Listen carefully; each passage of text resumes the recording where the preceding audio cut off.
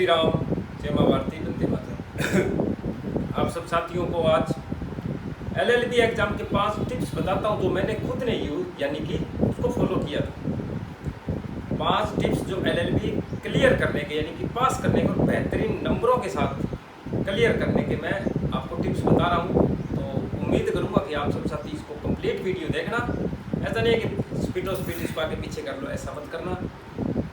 अगर ऐसा करोगे तो इसमें आपका ही नुकसान है, आपके भविष्य का नुकसान है। आपका नुकसान नहीं, आपके भविष्य का नुकसान है। तो वीडियो शुरू करने से पहले आप सब साथियों को फिर मैं बोल रहा हूँ कि इसी वीडियो के डिस्क्रिप्शन में जाकर आप डॉक्टर भीमराव अंबेडकर विधि विश्वविद्यालय जयपुर का व्हाट्सएप चैनल बनाया हुआ है, उसका लिंक है, और एक टेलीग्राम चैनल्स का लिंक है जिसे आप फॉलो कर सकते हो, सब्सक्राइब कर सकते हो। और यूट्यूब को चैनल को तो याद करके सब्सक्राइब कर लेना, ताकि कोई भी नया नोटिफिकेशन आए, कोई भी विश्वविद्यालय डॉक्टर अंबेडकर लॉ यूनिवर्सिटी की सूचना आए तो आप सब साथियों तक पहुंच पाए।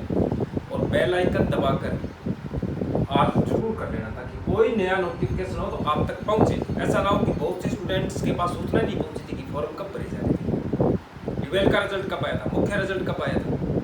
तो उनकी खामियों के कारण उनका जीवन जो है वो दांव पे लग गया था। तो सब साथियों से प्रार्थना है 5 टिप्स आराम से सुनना, बहुत फायदेमंद होगा। अब मैं पहला टिप्स बताने जा रहा हूँ आप सब साथियों को कि एलएलबी, सर्वप्रथम तो आपको ये पता होना चाहिए कि एलएलबी आखिर है क्या। एलएलबी क्या है?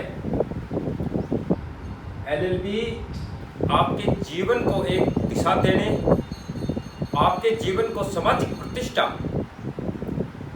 प्रतिष्ठा के साथ साथ आपके दिनचर्या को भी उज्जवल करती है। समाज में जो प्रतिष्ठा बनती है कि वकील जी आ रहे हैं, वकील जी, आपका नाम चाहे सुनील है, अनिल है, राकेश है, मनोज है, कुछ भी है, पर लोग आपको ये बोलेंगे कि वकील जी। जैसे डॉक्टर जी, डॉक्टर साहब, वकील साहब। तो ये पदवी लेने के लिए सामाजिक जीवन में आपको एलएलबी को जानना अति आवश्यक है। ऐसा नहीं है कि आप जानो ना और सीधा उठा लिया मैंने तो डिग्री लेनी है, ऐसा नहीं है। डिग्री तो बहुत लोग लेते हैं, तो उनको कोई आलतू फालतू समझते हैं लोग, याद रख लेना। पहले तो मैं ये बता दूं, कोई किसी के भ्रम होगा, नहीं मैंने तो डिग्री लेनी है, मैंने तो डिग्री लेनी है, मैंने तो डिग्री लेनी है। इस चक्कर में मत रह जाना, कहीं डिग्री लेनी है, डिग्री लेनी है, इसके तक्कल में मत पड़ जाना। मैं पहले बता दूंगा, ऐसे बहुत से बेवकूफ़ आपके आसपास भी होंगे जो आपको ये प्रेरित करें, अरे भाई डिग्री लेनी है, डिग्री। तो डिग्री और सामाजिक प्रतिष्ठा में बहुत अंतर होता है। डिग्री तो आप 5 साल में ले सकते हो, पर सामाजिक प्रतिष्ठा आप 50 साल में भी अर्जित नहीं कर सकते। याद रख लेना इस पॉइंट को तो खास करके। नंबर 2, अध्ययन, फैकल्टी ऑफ लॉ का अध्ययन।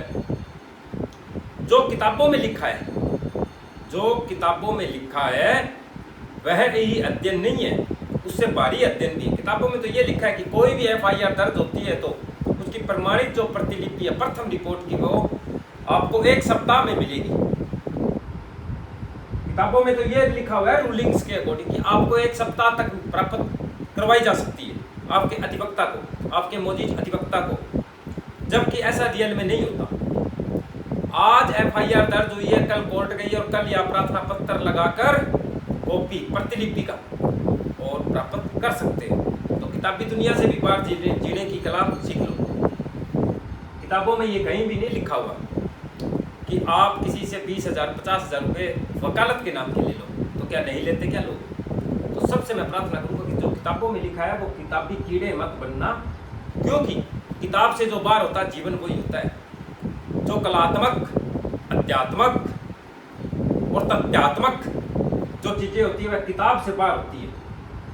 तो कृपया करके आप किताब से भी बाहर का जीवन अवश्य देखें, बाहर में जो हो रहा है वह भी देखें। उसके बाद में 3 नंबर टॉपिक पे मैं आऊँगा, 3 नंबर टिप्स पे। एलएलबी की तैयारी कैसे करें?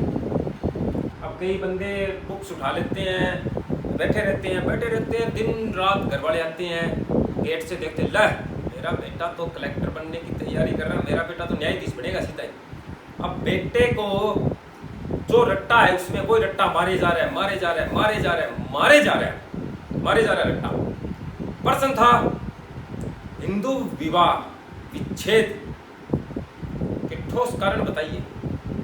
और और वहां पर आ गया हिंदू विवाह तलाक के कारण बताइए। अब तो बेटा तो विच्छेद को तलाक नहीं समझ रहा, बेटा तो विच्छेद ही समझेगा। अब वहां पे लिख दिया कि हिंदू विवाह तलाक के ठोस कारण बताइए, जबकि बुक्स में लिखा था कि हिंदू विवाह विच्छेद के कारण या ठोस कारण बताइए। तो बेटा तो उसमें रह गया। अब उसको तो नहीं पता कि विच्छेद और तलाक एक होता है या अलग हो जाना तलाक है, उसको तो नहीं पता। इसलिए किताबी दुनिया में ये ज़्यादा दिमाग को एनर्जी मत देना, दिमाग को यूज मत करना चाहिए, पहले बता दूं।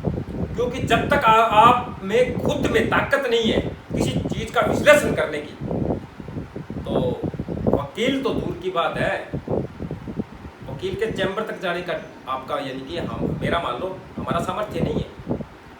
क्यों नहीं है? क्योंकि वकालत वो वस्तु है, point the close on the note कर लो इस पॉइंट को। 7000 पेज एक फाइल थी, 7000 पेज की। वकील कोर्ट में गया, डेस्क पे हाथ रखा और उसे 7 सेकंड में निपटा दिया। क्या बोल रहा हूं दोबारा सुन लो।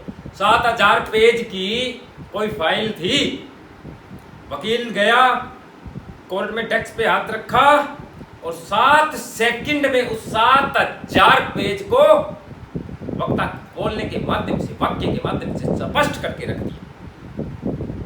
कौन है ये है अधिवक्ता है।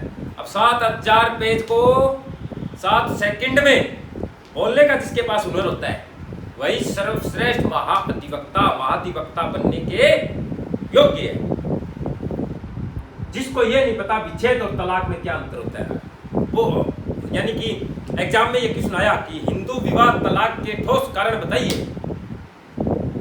अब वो तो बेटा तो वहां पे जाके देख रहा है कि हिंदू विवाह विच्छेद ही तलाक होता है, उसको क्या पता विच्छेद का अर्थ ही तलाक होता है।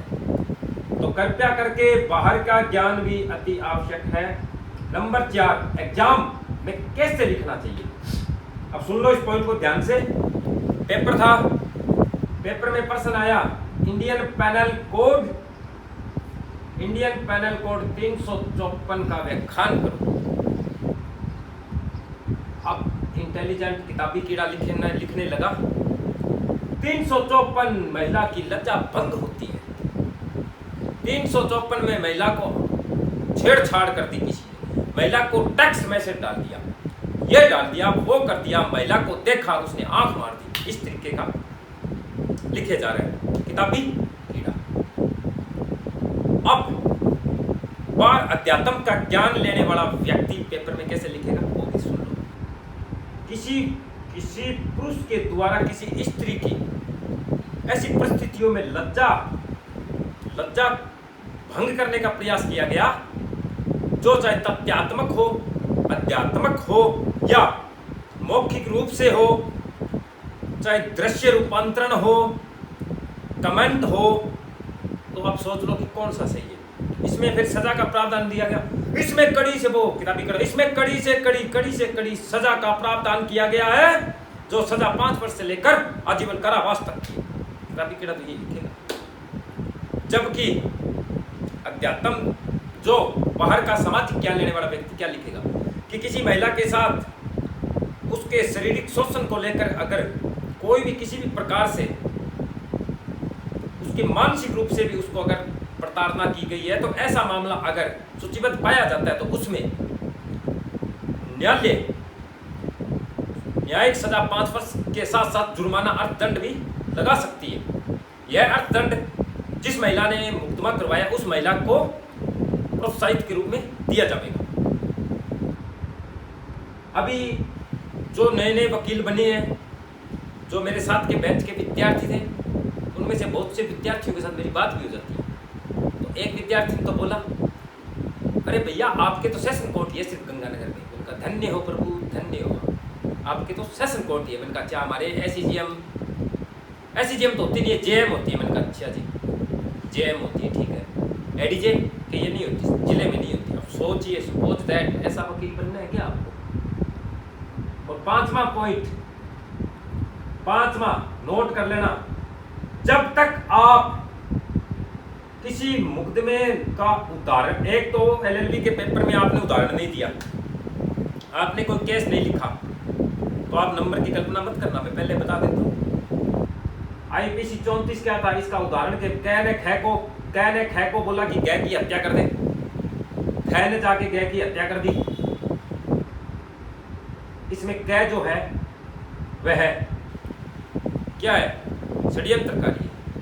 इस तरीके में जरूर लिखना आप, ऐसा ना हो कि ऐसा ना लिखो। आप सब साथियों से नम्र निवेदन रहेगा कि ऐसा गलतियां मत करना। जीवन की ये परीक्षाएं चल रही है, जीवन को एक दिशा देने वाली ये परीक्षा है, समाज में प्रतिष्ठा बनाने वाली ये एक परीक्षा है। इसको कृपया करके हल्के में मत लेना। बात नंबरों की नहीं है, बात नंबरों की नहीं है। नंबर 99% आने वाले विद्यार्थी भी कोर्ट का मुंह नहीं देख पा रहे। जो 10वीं 12वीं में टॉपर थे वह विद्यार्थी आज मजदूरी कर रहे हैं। कारण अध्यात्म नहीं था, किताबी कीड़ा था केवल मात्र। किताबी कीड़े जो भी बनेंगे खत्म कहानी। अभी आपको एक ताजा इसका मैं एग्जांपल दे देता हूं आप सब साथियों को। अब ये निर्वाचन वाला है, ये नोट्स है निर्वाचन का। अभी आप बुक्स उठाओगे, बैर एक्ट उठाओगे तो बैर एक्ट तो 2000 से 3000 से 1000 1500 पेज भी हो सकते हैं। बुक्स में करीब 150 पेज है। अब सोचिए कि एक LLB के विद्यार्थी ने ये नोट्स बनाए हैं। देखिए आप ध्यान से देखिए, एक भी सिलेबस में से ऐसा पर्सन नहीं है जो छूट गया हो। सिर्फ क्या लिखा है, सारांश लिखा है सिर्फ। यानी सारांश का मतलब अर्थ ये है कि पूरी की पूरी, जैसे हम दीपावली का लेख लिखते थे उसमें एक शिक्षा आती थी, यानी कि उसको बोलते थे मोरल। अगर मोरल किसी के समझ में आ गया, अगर उदाहरण किसी के समझ में आ गया तो वह क्वेश्चन उसका क्लियर है। अगर क्लियर नहीं है, अगर उदाहरण कै ने खै को बोला गै की हत्या कर दे, उसने खै ने जाके गै की हत्या कर दी, तो क्या इसमें 34 का मुलजिम है। अगर इसको आप इस एक लाइन को या 2 लाइन को आप अगर 50 लाइनों में नहीं लिख सकते हो तो आप में वकील बनने की क्षमता नहीं है। स्पष्ट बोल रहा हूं। यानी कि आप में अगर 2 लाइन को 200 लाइन में कन्वर्ट करने की क्षमता नहीं है तो आप अधिवक्ता नहीं हो। चाहे आपके 99 नंबर आ जाए, 100 में से 100 आ जाए, नहीं हो आप। क्यों नहीं हो? वकील वो होता है जो बाल की खाल निकाल दे। अब कई भाई इस वीडियो को आके रिपोर्ट करेंगे, पर फर्क नहीं पड़ रहा क्योंकि ये वेरीफाइड है चैनल। उनको बता दूं, इतना मत्था मत मारना।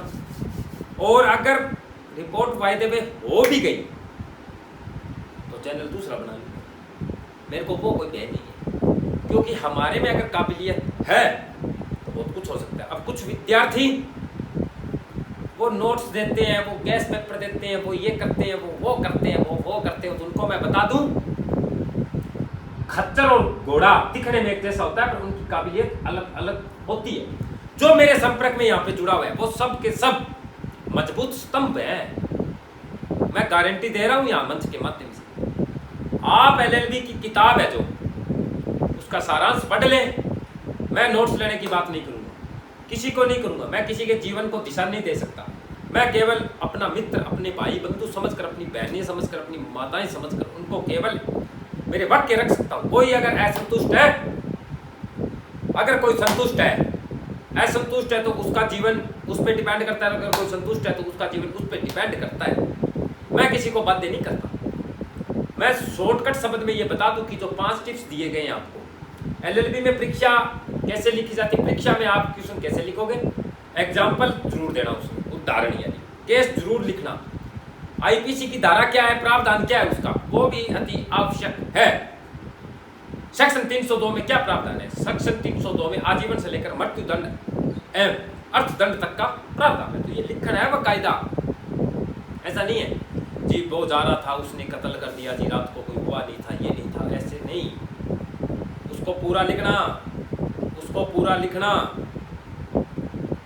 जैसे 304B क्या है, 304B किसी महिला की दहेज के लिए हत्या कर देना, किसी महिला की दहेज के लिए हुई मृत्यु संदिग्ध अवस्था में हो तो वह सेक्शन 304B में संलिप्त है। उदाहरण दे दो, राकेश ने अपनी पत्नी मेनका की दहेज को लेकर उसका गला घोंट दिया। मेडिकल पोस्टमार्टम रिपोर्ट में यह प्रमाणित हो चुका था कि इसकी गला दबाकर हत्या हुई है। तो यह हत्या जो है वह हत्या दहेज के लिए हत्या मानी जाएगी और इसका जो ट्रायल है वह सेशन जिला एवं सत्र न्यायालय के अधीनस्थ रहेगा, जिला मजिस्ट्रेट के अधीनस्थ रहेगा। लिखिए आप इसमें प्रावधान के, इसमें प्रावधान जो है वह आजीवन कारावास से लेकर मृत्यु दंड एवं अर्थ जुर्माना यानी कि अर्थदंड तक का भी है। तो कृपया करके सब साथियों से नम्र निवेदन करूंगा कि नेक्स्ट वीडियो आएगी, उसमें आपको एलएलबी से संबंधित बहुत कुछ और बताऊंगा। अगर वीडियो पसंद आए तो लाइक और कमेंट तो चलो मत करना, कोई बात नहीं भाई, चैनल को सब्सक्राइब कर लेना और अपने 2 4 5 जो भी मित्र आप उसको शेयर कर देना। और सब साथियों को बता दूं जो फाइनल में पेपर देकर पिछली क्लास से फेल हो गए तो उनको स्पष्ट बता दूं कि पुराने अगर उन्होंने नोट्स लिए हैं तो वो उनके काम के नहीं है, क्योंकि मैं प्रत्येक वर्ष 10 से 12 क्वेश्चन सिलेक्टेड करके, जैसे 23-24 की परीक्षा में कौन कौन से आ सकते हैं, या 22-23 में कौन से आ सकते हैं, 21-22 में कौन से आ सकते हैं, 24-25 में कौन से आ सकते हैं, वह क्वेश्चन मैं सिलेक्ट करके और प्रत्येक वर्ष अपडेटिंग न्यू नोट्स तैयार करता हूँ। तो कोई पुराने नोट्स के चक्कर में ना रहे, कल को अगर उसका नुकसान हुआ तो उसका जिम्मेवार स्वयं विद्यार्थी होगा, मैं नहीं। इसी के साथ मिलते हैं नेक्स्ट वीडियो में। जय हिंद, जय भारत, जय मां भारती।